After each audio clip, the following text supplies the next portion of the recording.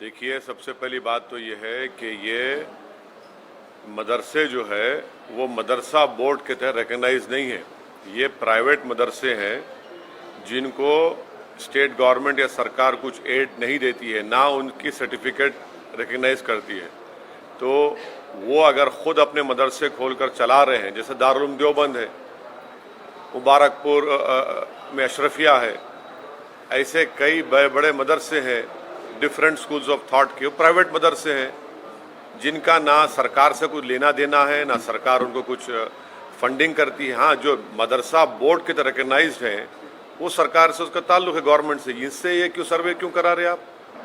मैं अगर मदरसा खोलता हूँ तो अपने इस्लामिक तौर तरीक़े उनको सिखाने के लिए, इस्लामिक फ़िक़्ह सिखाने के लिए, उनको मौलाना बनाने के लिए, मुफ्ती बनाने के लिए, और स्टेट गवर्नमेंट से ताल्लुक़ ही नहीं है। और संविधान के आर्टिकल 30 के तहत मुझे एक फंडामेंटल राइट हासिल है कि मैं अपने मदरसे खोलूँ, अपने पसंद के एजुकेशन इंस्टीट्यूट्स खोलूँ। इसमें सरकार क्यों मुदाखलत करेगी? आप सर्वे क्यों करना चाह रहे हैं? आपको इससे लेना देना क्या है? क्या आप उनकी तनख्वाह दे रहे हैं? जो मदरसा बोर्ड के तहत मदरसे हैं उनकी तनख्वाह तो आप दे नहीं रहे हैं पिछले 4 साल से। ये मदरसे प्राइवेट मदरसे हैं, अनएडेड मदरसे हैं, और आर्टिकल 30 के तहत इसको कायम किया गया है। तो स्टेट गवर्नमेंट क्यों सर्वे करा रही है? आपको लेना देना क्या है? अब आप एक ऑर्डर जारी कर दीजिए ना कि अब आप मुसलमान मत रहिए, आप कुरान मत पढ़िए, नमाज मत पढ़िए, ऑर्डर जारी कर दीजिए। वही करना चाह रहे आप। ये सर्वे नहीं है बल्कि एक छोटा एनआरसी है। ये मदरसों को लेकर पूरे देश भर में और बार-बार सवाल उठते रहे।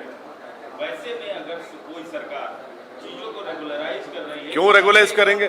क्या रेगुलाइज कर नहीं क्यों क्या रेगुलाइज करेंगे आप? जो मदरसे मदरसा बोर्ड के तहत उत्तर प्रदेश में, वो आपका रिकॉर्ड है।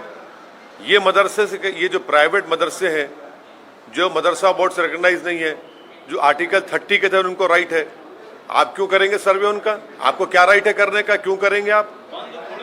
नहीं, आप क्यों जानकारी करेंगे आप? क्या आपके सामने नहीं, आपके सामने मदरसे चल रहे हैं, आप क्यों शक करते हो मदरसों को? आपके दिमाग में बात बैठी हुई है शक करना। आपके कल एक ऑर्डर, आप इस सर्वे करके बोलेंगे नहीं यहाँ पर नमाज नहीं पढ़ो मदरसे में, आप कहेंगे नहीं कुरान मत पढ़ो। अरे भाई, ऑर्डर जारी कर दो ना, बोल दो, तुम सब बोल दो कि हम मुसलमान नहीं है। यही करना चाह रहे मकसद आप हैरास करना चाह रहे मुसलमानों को। रिकग्नाइज मदरसे की बात नहीं कर रहा हूँ, मदरसा एजुकेशन बोर्ड अलग है। ये प्राइवेट मदरसे हैं जो भारत के संविधान के आर्टिकल 30 के तहत मुझे खोलने का पूरा इख्तियार हासिल है।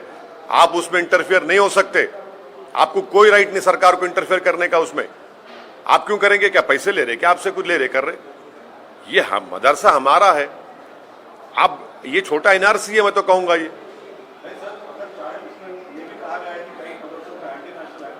कौन एंटी नेशनल है? कहाँ एंटी नेशनल है? बताओ कहाँ एंटी नेशनल है? इतनी बेशर्मी से कह रहे हैं कि हम आज़ादी के 75 साल का अमृत उत्सव मना रहे हैं।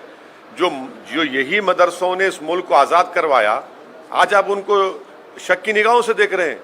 ये आप खराज अकीदत पेश कर रहे हैं, होमेज पेश कर रहे हैं उन मुजाहिदीन आज़ादी को जो इन मदरसों से निकलकर भारत को आज़ाद करवाए थे। बेशर्मी की हद हो गई है।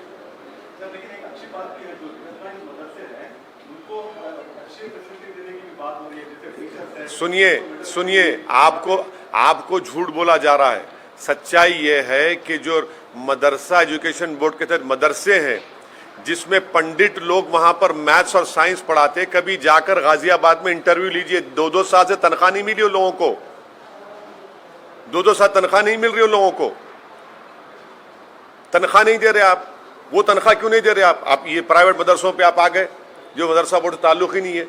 अरे जो मदरसा बोर्ड में है उनको तनख्वाह तो दो तुम। ना सेंट्रल मोदी गवर्नमेंट दे रही है, ना योगी गवर्नमेंट तनख्वाह दे रही है उनको, वहाँ जो टीचर्स पढ़ा रहे हैं। ये प्राइवेट मदरसे हैं, आप क्यों सर्वे करेंगे? आपका मकसद एक ही है कि हरास करना, मुसलमानों के इस्लाम को बदनाम करना, जो आप नफरत करते हैं। कल आप ऑर्डर पास कर दो ना भाई, कुरान नहीं मत पढ़ो, नमाज मत पढ़ो, यही करना चाह रहे हैं आप। आपका मकसद यही है। सर, आपने एक ट्वीट किया है चाइना आखिर क्यों मोदी सरकार रशिया में चाइना की आर्मी के साथ हम मिलिट्री एक्सरसाइज क्यों कर रहे हैं भाई? क्या क्या क्या तमाशा हो रहा है? लद्दाख में 1000 स्क्वायर किलोमीटर पर चीन की फौज बैठी हुई है और फिर हमारे ग्रेजिंग राइट्स में उस 8 किलोमीटर या 10 किलोमीटर अंदर आ चुके हैं। हम अपने जानवर को ले जाकर वहां पर ग्रेजिंग नहीं कर सकते। 50,000 के करीब फौज हमारी चीन की फौज के खिलाफ खड़ी भी है। आप उनके साथ मिलकर मिलिट्री एक्सरसाइज कर रहे हैं और दूसरी तरफ फॉरेन मिनिस्टर बोलते हैं कि चीन से रिलेशनशिप नॉर्मल नहीं होंगे जब तक कि वो बॉर्डर का इशू हल नहीं करेंगे। हम क्या जवाब देंगे उन सिपाहियों को, फौज को, जो हजारों फीट के ऊपर ठहरकर भारत की जमीन से चीन जो हमारी जमीन पर कब्जा करके बैठा है उनसे आंख में आंख डाल रहे हैं। ये कौन सी देशभक्ति है? ये कौन सी फॉरेन पॉलिसी है कि चीन की फौज के साथ आप मिलिट्री एक्सरसाइज करेंगे?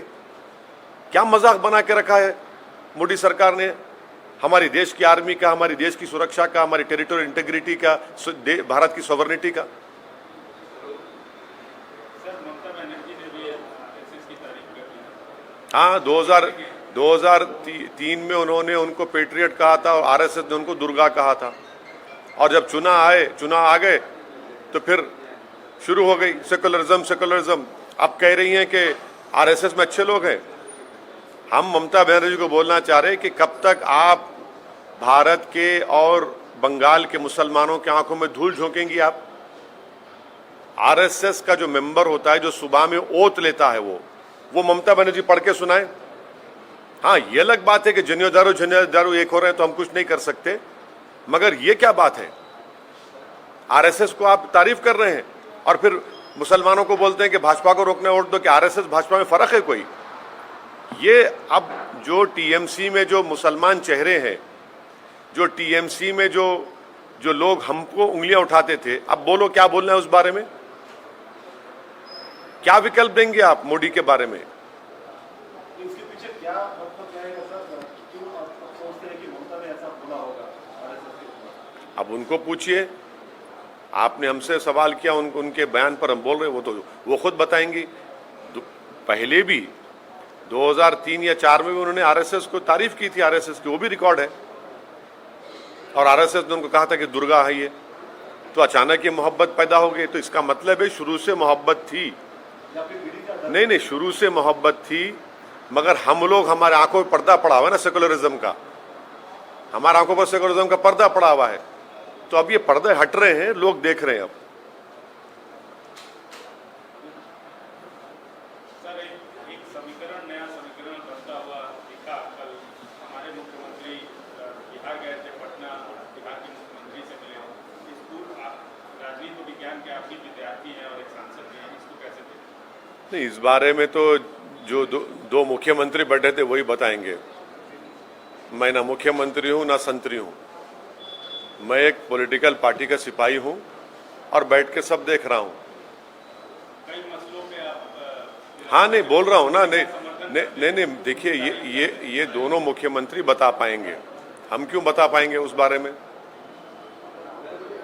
नहीं, सुनिए, हम तो बी टीम, सी टीम, हम मिले हुए हैं। हम भड़काऊ भाषण देते हैं, तो हमसे क्यों पूछ रहे आप?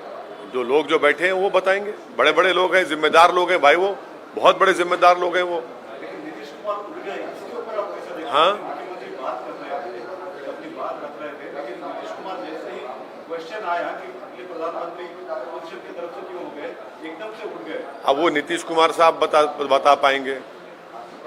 एक प्रदेश का मुख्यमंत्री बैठा हुआ है जो वहां पर मेहमान है, आप खड़े हो गए तो मेरे को नहीं मालूम। मैं कैसा बोलूं भाई इन बातों पर? ऐसा एक मेहमान नहीं, देखिए, हम तो आपके सामने बैठे ना, उठे तो नहीं हम। हम कैसा बताएंगे? हम क्या बोल पाएंगे? वो दोनों मुख्यमंत्री बता पाएंगे। आप हमारे केसीआर साहब से पूछिए, जब आएंगे उनसे मिलके पूछिए, आप, वो बताएंगे आपको। मैं कैसे कमेंट करूं? नहीं, मेरे को, मैं क्या बोलूंगा उसमें? नहीं, मेरे को नहीं मालूम। नहीं मालूम वो क्या क्या चाहते हैं, उनको ही पता, उनको ही मालूम होगा वो क्या चाहते हैं क्या नहीं चाहते, मुझे नहीं मालूम।